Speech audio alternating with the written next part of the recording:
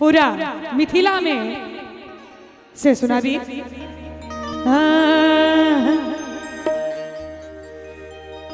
आज मिथिला नगरिया निहाल सखिया निहाल सखिया हे निहाल सखिया निहाल सखिया हे निहाल सखिया। एक बार ताली बजा दे मैं सब गोटे दुल्हा सरकार के लेल कनी जोर से कनी अहू सब बजा दियो भैया। आज मिथिला नगरिया निहाल सखिया आज मिथिला नगरिया निहाल सखिया निहाल सखिया ए निहाल सखिया निहाल सखिया ए निहाल सखिया चारों दूल्हा है बड़ा कमाल सखिया चारों दूल्हा है बड़ा कमाल सखिया।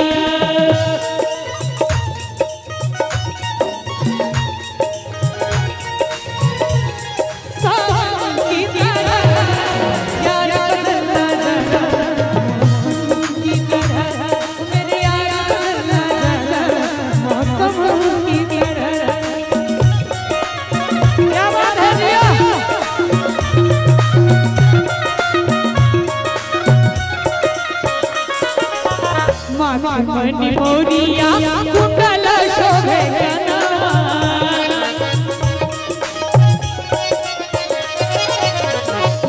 मणि मोरिया कुंडल शोभे गनवा हरि कजरारी झुलवी नयनवा लाल लाल चंचन चमके भाल सखिया आहे लाल लाल चंचन चमके भाल सखिया चारों दूल्हा है बड़ा कमाल सखिया चारों दूल्हा है बड़ा कमाल सखिया।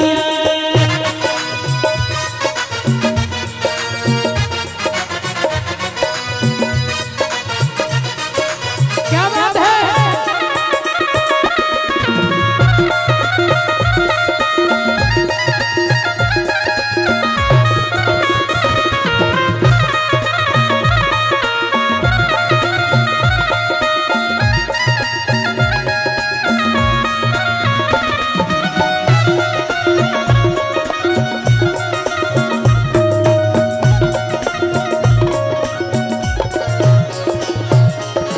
सबर गोरे गोरे जोड़िया जहान रे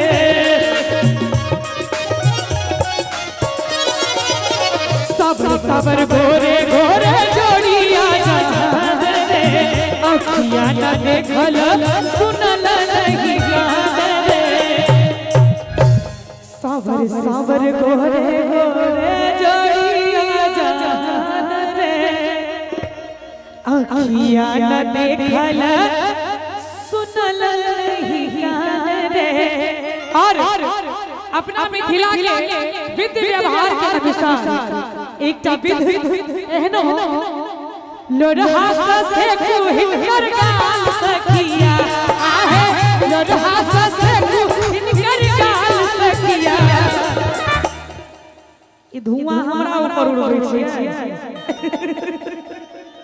एक बार जोरदार ताली बजा दियो तो सब गोटे मिलकर कनियाहू सब बजा दियो पाछू से भोजन भले कैसको चारों दूल्हा के बड़ा कमाल सखिया चारों दूल्हा के बड़ा कमाल सखिया। और जखन दुल्हा दुल्हन वेदी पर बैसती तखन ब्याहक वेदी पर में बैसल चाचक संग चकोरी ब्याहक वेदी पर में बैसल चाचक संग चकोरी चाचक संग चकोरी राम सिया के जोड़ी कहूँ तो कतक सुंदर जोड़ी अरे राम सिया के जोड़ी कहूँ तो कतक सुंदर जोड़ी ब्याहक वेदी पर में बैसल चाचक संग चकोरी ब्याहक वेदी पर में बैसल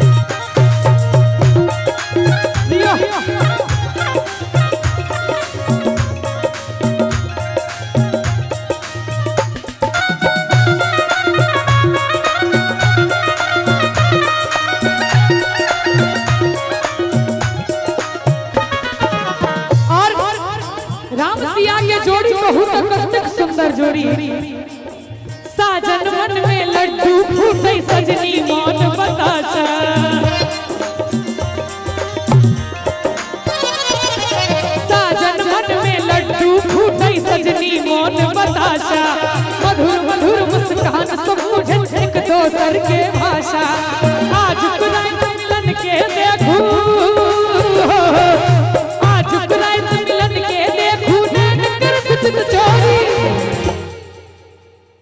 बहुत अच्छा बजा रहे हैं आप लोग। क्या नाम है आपकी बैंड का? बीर एंड देव बैंड। बीर एंड देव बैंड के लिए एक बार जोरदार ताली बजवानी चाहिए। कन्नी दोनों हाथ भागा ताली बजा दियो हिनका सब गोटे के लिए। पहिल बेर हिनका सब संगे संगत भ रहल है। am I right? अच्छा मिले राम सिया के जोड़ी कहू राम सिया के जोड़ी कहू सुंदर जोड़ी क्या हक बेदी पर में बैसल चाचक संग चकोरी क्या हक बेदी पर में बैसल चाचक संग चकोरी।